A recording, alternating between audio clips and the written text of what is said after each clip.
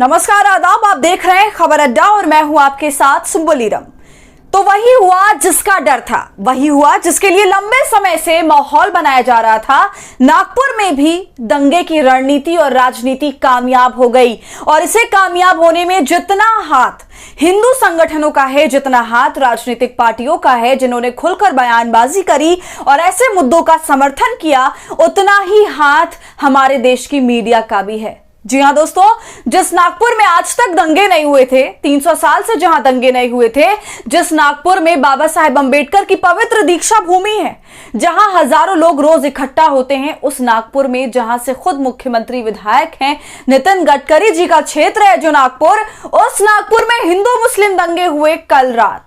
जी हां, कल रात सारा बवाल हुआ, आगजनी भी हुई। और दोस्तों, कल जो कुछ भी हुआ इसकी आशंका हफ्ते पहले ही सबको हो गई थी, क्योंकि जिस तरह से बजरंग दल और विश्व हिंदू परिषद के औरंगजेब के मामले पर बवाल काटा वो हम सभी ने देखा। जबरन इस मुद्दे को हवा दी गई और सबसे बड़ी बात तो यह कि इन संगठनों के इरादे को उनका समर्थन महाराष्ट्र के मुख्यमंत्री देवेंद्र फडणवीस ने किया, जो कि काफी निंदनीय है।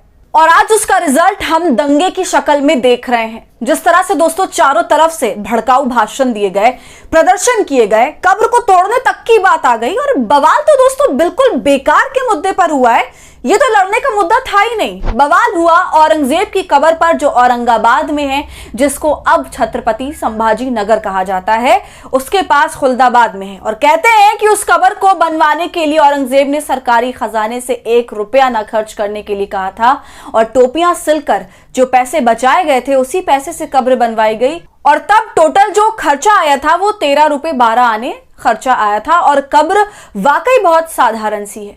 तो दोस्तों, जबरदस्ती का खींचतान कर इसे मुद्दा बनाया गया और अब इतना बड़ा मुद्दा बना दिया गया है कि प्रदेश में बाकायदा दंगे फसाद हो रहे हैं, आगजनी हो रही है, हेट स्पीच सुनने को मिल रही है। दोस्तों, महाराष्ट्र में जो फिल्म आई छावा, उसके बाद लगातार औरंगजेब की कब्र का मुद्दा बनाया जा रहा है। और बहुत अफसोस की बात है कि यह मुद्दा भी कौन से लोग बना रहे हैं?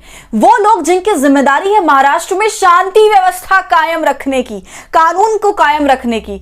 वो लोग लगातार इस तरह के बयानात देते रहे जिससे माहौल खराब हो। एक तरह से देखा जाए तो इसे लोगों को वर्गलाना ही कहेंगे, चाहे वो देवेंद्र फडणवीस हो या नीतीश राणे जैसे नफरती नेता। अपनी राजनीति चमकाने के लिए उन्होंने नागपुर को नफरत और आग में झोंक दिया। लगातार इन्होंने औरंगजेब की कब्र को लेकर बयान दिए। और दोस्तों, एक बात जो बिल्कुल अटपटी और बचकानी कर रहे हैं देवेंद्र फडणवीस, वो ये कि औरंगजेब की जो कब्र है वो एएसआई संरक्षित है। और देवेंद्र फडणवीस सवाल उठा रहे हैं कि आखिर ये एएसआई संरक्षित क्यों है?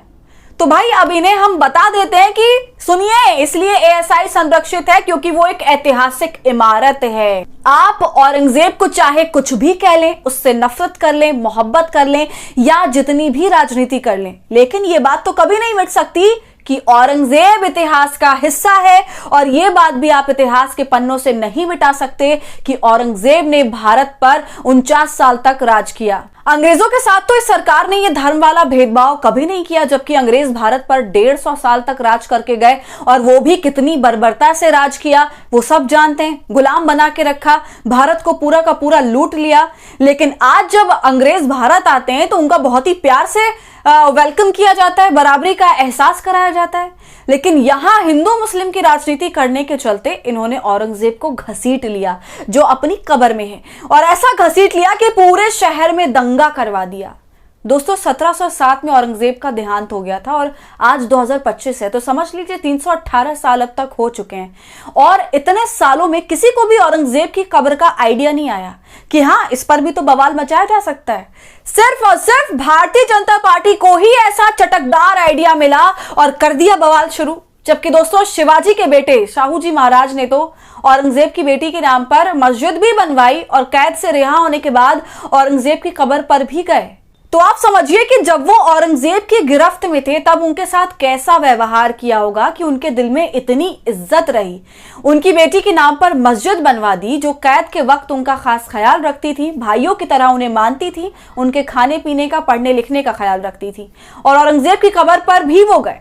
लेकिन ये सब कुछ आपको ये राजनीतिक पार्टियां नहीं बताएंगी। ये तो आपको सिर्फ यही बताएंगे कि शिवाजी महाराज का बहुत अपमान हुआ है, औरंगजेब ने बहुत ही बर्बरता दिखाई है, तो हमें उसकी कब्र को तोड़ देना चाहिए। इसके अलावा चित्रा त्रिपाठी जैसे एंकरों ने भी इसी तरह की खबरें चलाई दोस्तों, जो माहौल को और भी ज्यादा खराब करने की ताकत रखता है। देखिए खबर का टाइटल, औरंगजेब की कब्र टूटा भगवा का सब्र। तो दोस्तों, क्या आपको नहीं लगता कि इस तरह की लाइंस दूसरे समुदाय को उकसाने और भड़काने का काम नहीं करेंगी? तो आप समझ सकते हैं कि मीडिया ने भी कितनी बड़ी भूमिका निभाई है इस दंगे के पीछे।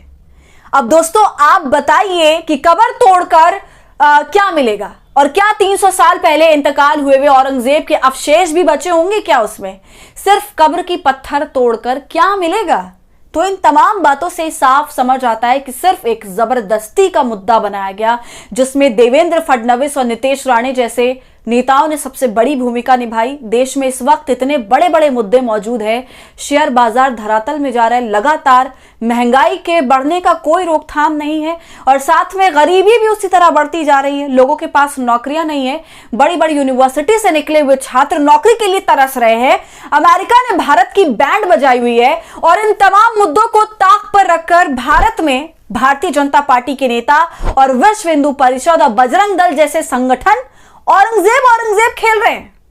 300 साल पुरानी कब्र उनके लिए बहुत बड़ा खतरा बन गई है। महंगाई इन लोगों के लिए खतरा नहीं है, गरीबी इन लोगों के लिए खतरा नहीं है, बेरोजगारी इन लोगों के लिए खतरा नहीं है, लेकिन औरंगजेब की कब्र इनके लिए बहुत बड़ा खतरा है। अरे जाग जाओ दोस्तों, ऐसी खबरें आप जहां भी देखें इनका विरोध करिए। इन नेताओं और इन संगठनों के लोगों के बहकावे में, इनके फैलाए अफवाह में मत आइए। ये पूरा दंगा एक तस्वीर, एक वीडियो की वजह से शुरू हुआ, जिसमें ये देखा जा रहा है और बताया जा रहा है कि विश्व हिंदू परिषद के लोगों ने एक हरी चादर जिस पर कुरान की कुछ आयत लिखी हुई है उसको जलाया है। आप तस्वीर में देख सकते हैं इन तमाम लोगों ने भगवा गमछा ओढ़ा हुआ है, हाथ में डंडे हैं और पैर के नीचे चादर है, उसमें अरबी में कुछ लिखा हुआ है। और इसी तस्वीर को देखने के बाद इतनी बात बढ़ गई कि एक तरफ मुस्लिम और एक तरफ हिंदू खड़े हो गए, दोनों में जबरदस्त लड़ाई शुरू हो गई, आगजनी भी हुई, एक दूसरे पर पथराव भी किया गया। इसके बाद से अब नागपुर में चारों तरफ कर्फ्यू लगा हुआ है, इंटरनेट की सेवाएं भी बंद हैं। और दोस्तों मैं आपको बता दूं कि ये जो तस्वीर वायरल हुई है इसको अब सभी अफवाह बता रहे हैं, गोदी मीडिया भी इसे फेक बता रहा है, और भारतीय जनता पार्टी का भी यही कहना है कि इसमें विश्व हिंदू परिषद के लोग नहीं हैं। तो दोस्तों अब आप खुद अंदाजा लगाइए कि इन तस्वीरों को देखकर क्या ये अफवाह हैं? दोस्तों हिंसा में अब तक 50 से ज्यादा लोगों को अरेस्ट किया जा चुका है, लेकिन नागपुर के इस हिंसा ने पूरे देश को हिला करके रख दिया। कैसे औरंगजेब से बात आगे बढ़ते बढ़ते उसके कब्र तक आ गई और ताबड़तोड़ 200 से 300 लोगों की भीड़ इकट्ठा हो गई, और फिर क्या हुआ वो आप सभी जानते हैं। लेकिन हैरानी की बात है कि राजनीति के लिए भारतीय जनता पार्टी इतना गिर गई कि उसने इन तमाम चीजों का समर्थन किया, वो भी खुले में। यहां तक कि सदन के बाहर भी भाजपा के विधायकों ने औरंगजेब की कब्र को हटाने के लिए नारे लगाए हैं। और दोस्तों आपको बता दूं कि विश्व हिंदू परिषद के लोगों ने बाकायदा ये धमकी दी कि जिस तरह से बाबरी मस्जिद का हाल किया गया वैसा ही हाल औरंगजेब की कब्र का भी कर देंगे। इस पर देवेंद्र फडणवीस ने वीएचपी के खिलाफ एफआईआर दर्ज करने की बात तो कह दी है, लेकिन मामला भी उतना ही गंभीर और संगीन बना हुआ है।